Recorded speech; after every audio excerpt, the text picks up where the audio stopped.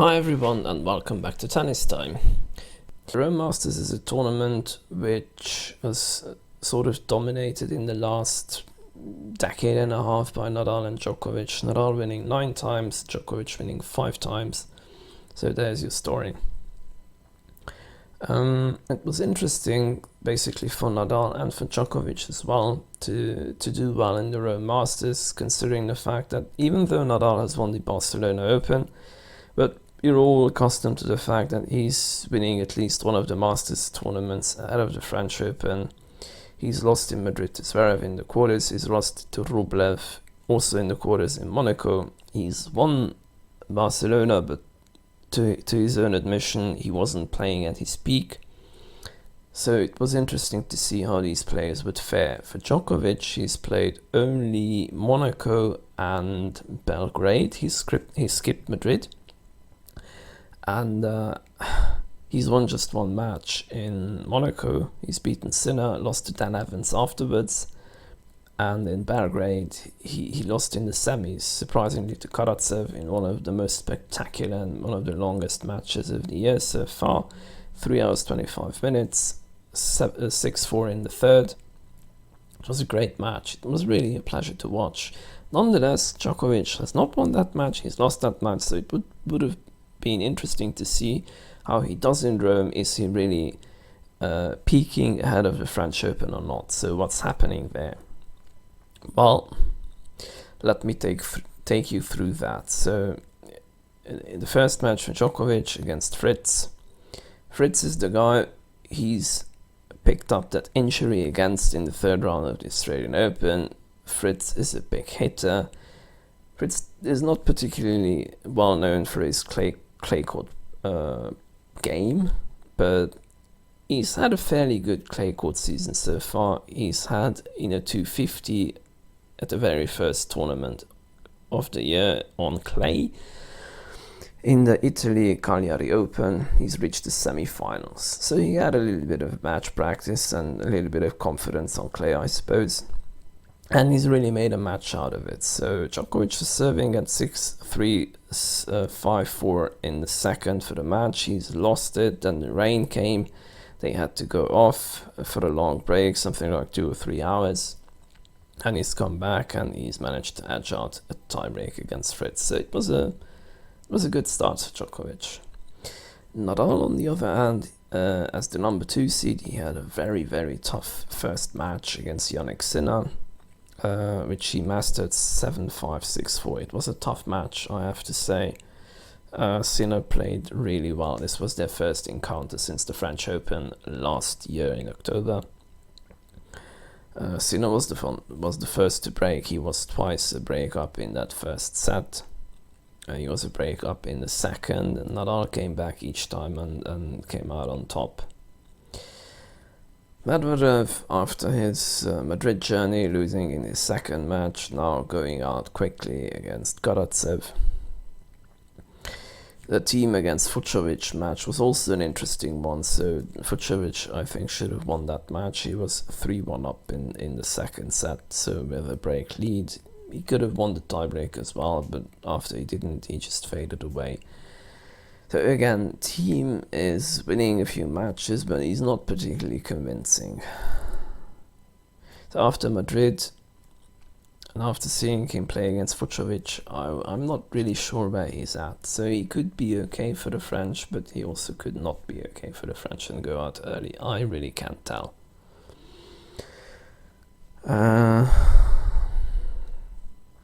Diego Schwartzman, so last year's Rome finalist, losing in his first match against Felix Auger-Aliassime, 1-3. So Schwartzman is definitely not in a good form.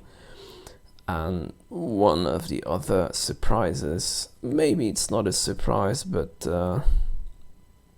not sure which the right adjective for this one is, but definitely something you need to watch out. Riley Opelka beating Lorenzo Musetti 4-4 in the second round. It was a sign of bigger things to come. Okay, so going forward, other matches which were interesting to watch. Opelka against Karatsev. So Karatsev after his convincing win in the previous round against Medvedev, and now going out to Riley Opelka. We had a repeat of Zverev against Nishikori in Rome after the great match we had between the two in Madrid, where Zverev was quite dominant. This time, Nishikori made it to be quite close, but in the end, it was Zverev who was stronger. Even though Nishikori had a lead in that third set, Zverev somehow just picked his game up, picked himself up, and he's shown that he can be really, really powerful on the clay court, and he's put Nishikori away 6-4 in the third. Tsitsipas Berrettini was a highly anticipated encounter here. Berrettini just coming off his final appearance in Madrid. Tsitsipas just proved to be a little bit strong in the first set, playing that tiebreak, winning the key moments, and he was definitely the stronger one in the second. Berrettini fading a little bit away in that second set, 6-2. Probably one of the best matches of the tournament in Rome, and there were quite a lot of those, was Lorenzo Sonego against Dominic Thiem. So Sonego winning the first set, Thiem edging out that second in a thrilling tiebreak, then going all the way into the third. Then first Sonego was up a break, then Thiem broke back, and then he was up a break, and he was serving for the match actually, and then he's gotten broken back. They went in the tiebreak. Thiem was down in the tiebreak, but played two incredible backhand winners. You had the impression that he's really back in it. Then loses it eventually 6 points to 5 in the tiebreaker. So this was the point where I was starting to feel a little bit disappointed about Thiem, given the fact that these are the matches which build players like him up again. He's a great fighter, he's a great clay court player. He was doing many times the right things, but he didn't really seem to have the attitude or the confidence that he's in the right place, he's doing the right things. His body language was weird. Like he didn't really want to be there. I'm not sure I'm right about this, but this was the impression I got from him.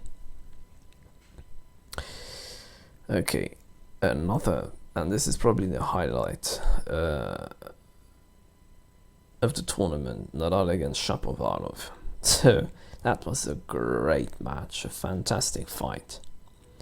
3 hours, 38 minutes, 3 sets, okay? So they start off, Shapovalov is having a fantastic start. He breaks Nadal twice, he holds twice in a row, so he's 4-love up in the first. Nadal gets one of the breaks back, but Shapovalov carries on the good form, proves to be too strong in that set, takes it 6-3. In the second set, Shapovalov carries on with the same form. He breaks Nadal, he's 3-love up, so it's 6-3, 3-love to Shapovalov. What happens? Well, Nadal turns the tide somehow. He gets back in that second set, and he wins it by 6-4.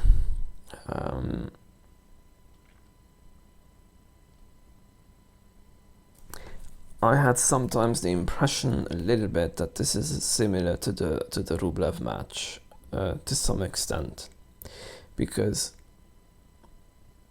Rublev was really dominating Nadal, and even though Nadal won the second set against Rublev, where he lost in the end 6-2 in the third in Monaco, here it was the same thing. Shapovalov seemed to be the more dominating player, even in the second set, but Nadal has done the right things to edge it through. So it was interesting to see what would happen in the third set. The third set was quite different compared to the Rublev-Nadal encounter in Monaco, so it was a lot closer. Nadal said in the press conference after the match that being a set down and 3-love down, the score didn't feel right. So there were a lot of close games, and most of those close games went the way of Shapovalov, and that's why he was so much ahead. So he felt like he had to turn that around, and he did. So in the third set, it was quite close. Shapovalov was having a few match points in the end. Nadal managed to save those on his own serve. And when they went into the tiebreak, it wasn't that close anymore in the tiebreak. Nadal has managed to win it 7 points to 3. But definitely, this was one of the best matches I've seen in Rome throughout this year, for sure. Another one of the matches which need mention, Sonego against Rublev.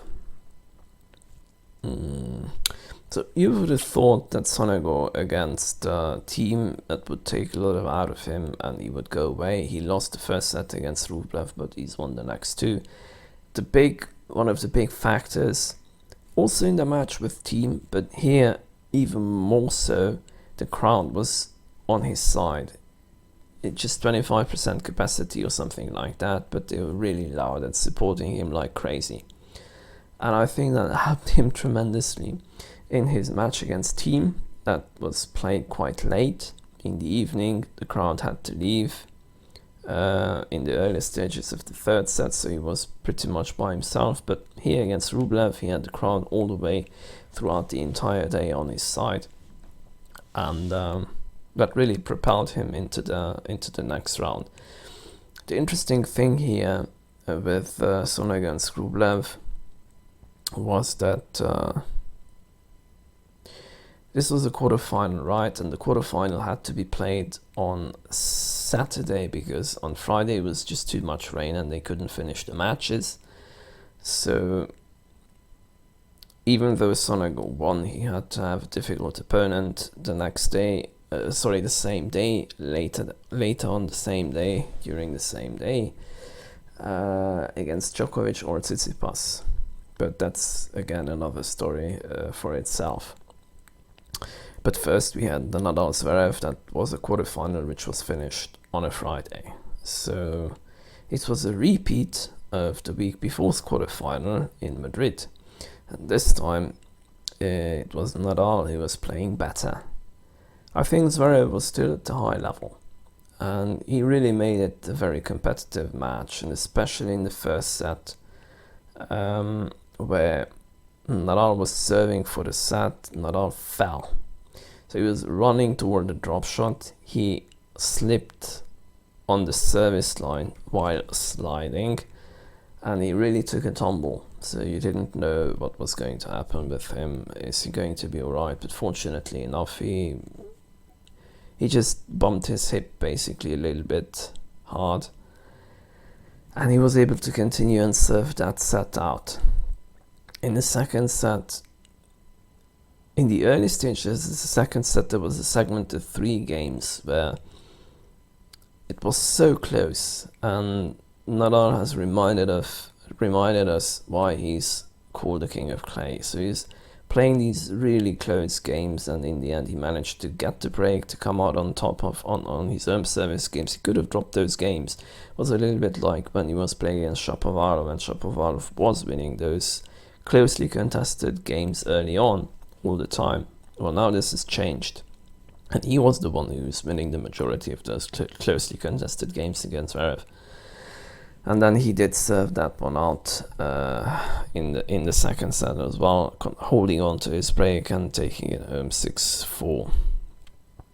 The Djokovic-Tsitsipas quarterfinal that was started on a Friday and finished on a Saturday. So Tsitsipas was starting off really, really strong, especially after his wins against Berrettini, riding on confidence, breaking Djokovic, winning the first set.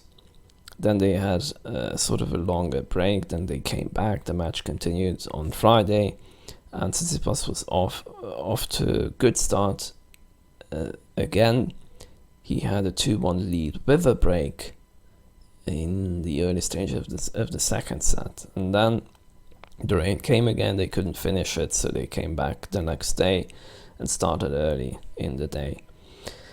And Tsitsipas was continuing in a good form, so he was consolidating his break. He was 3-1 up.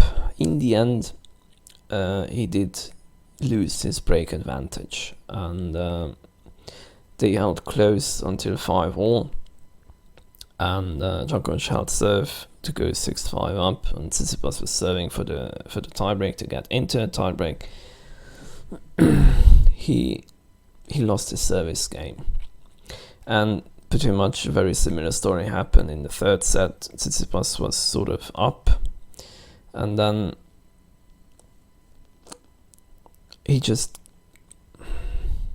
Sometimes I felt like he was unlucky, but on the other hand, Djokovic was working so hard for some of those points, and he earned his luck, Djokovic did. So, again, when Tsitsipas was serving to get into tiebreak in the third set at 5-6, he lost his serve again, and Djokovic won the match. I think at the beginning, when I was starting to talk about the Rome Masters, and this was an important milestone for Nadal and for Djokovic to see where they're at ahead of the French Open. So Djokovic has definitely shown that he's on the right track and he can win close matches again on clay, and Tsitsipas was definitely one of the hottest players on the tour, especially now on a clay court after winning Monte Carlo. So it was a good test and a good tick for Djokovic to have. Now we had the Djokovic against Sonego semis that was played later in the day. Nadal played his semis against Opelka, who surprisingly has managed to get into the semis. It was just a little bit too much for him. Nadal is too strong on the clay, winning 4-4. And Sonego, after beating Rublev, and Djokovic, after finishing his match against Tsitsipas, a grueling match, both had to play the semi-final on the same day, later in the day, so that match went pretty much late into the evening. That was also one of the best matches of Rome. Maybe I'm exaggerating, but I don't think I am. We really had some fantastic matches in Rome this year. So again, Djokovic came out firing. I had the impression he really doesn't want to spend too much time on court. He wants to be fit for the next day's final, especially given the fact that he has to play Nadal. He's played the second part of the Tsitsipas match earlier in the day. He didn't want to spend too much time in the evening against Sonego. Well, things really did went according to plan in the first set. Djokovic coming out really strongly, pushing Sonego hard, breaking him once. He could have broken him even more times than once. But it was a good, quick set. It wasn't even 40 minutes, winning it 6-3 in the first.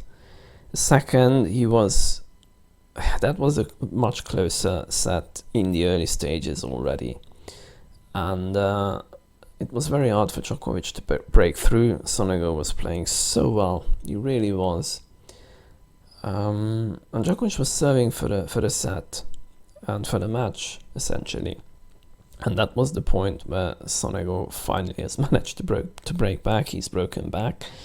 They went to a tiebreak, and although it looked like Djokovic would take it, he didn't, and Sonego has won that tiebreaker. So you can imagine, even though a 25 capacity crowd, but it was an Italian crowd, everybody going wild, supporting Sonego. I think in the end, the experience had a lot to do what happened in the third set. Djokovic was the stronger man. Sonego playing team, playing Rublev, playing so many tight matches, grueling matches. I think it did catch up with him in the end, although it didn't really look like he was physically tired. But I think in the end he did fade a little bit away.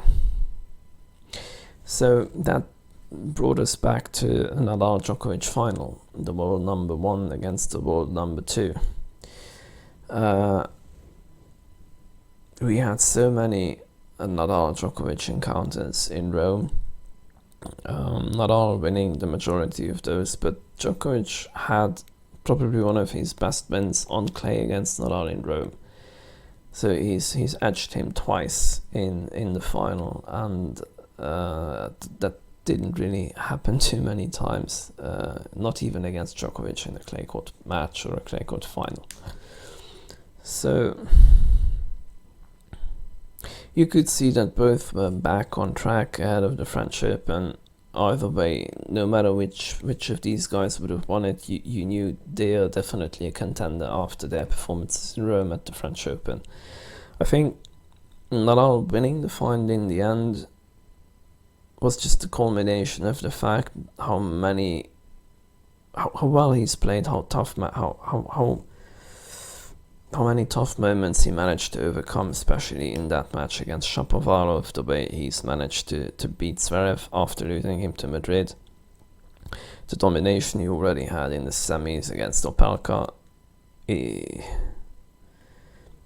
was sort of a culmination of those efforts that he's won that final. The final itself was pretty interesting, because I had the impression that Djokovic was physically and mentally right up there, and he's kept a high level throughout. So in the first set, the difference between the two was very small. Djokovic was the first to be up a break, then he's lost that break advantage, but Nadal does have this style on playing on clay with a lot of confidence, and he likes to strike the ball a lot of times with his forehand, going to his opponent's backhand to spin it, move opponents around and finish them off. Djokovic does have the ability to break this pattern many times, and I think he succeeded many times throughout the entire first and second sets to break that pattern. Nadal's level still kept at a high level in the first set. That's what he's won him the first set. In the second, Djokovic's level remained the same, or maybe has risen just a little bit, and he was now able to finish points quickly against Nadal, not letting Nadal going in too many rallies. Nadal missed more than he did in the first set. His level dropped a little bit, and that made a 6-1 second set for Djokovic possible. In the third, at 2-all, Djokovic had the opportunity to go up quickly with the break. I had the impression that at 2-all, Djokovic wanted to pull the trigger, like he did in the first set against Sonego, or like he did at times against Nadal in that match in the second set. But it didn't work out. He couldn't break, he's got broken right after that. Nadal has gotten in this groove, like nobody can beat me now, and I'm feeling good and I'm feeling high. Djokovic tried to pull the trigger, maybe a little fraction too early, but I think if he would have managed to get the break, then the match could have had a different outcome. Nonetheless, I think this was a good confidence builder for both players. Please let me know what you think, comment down below, and see you in the next video.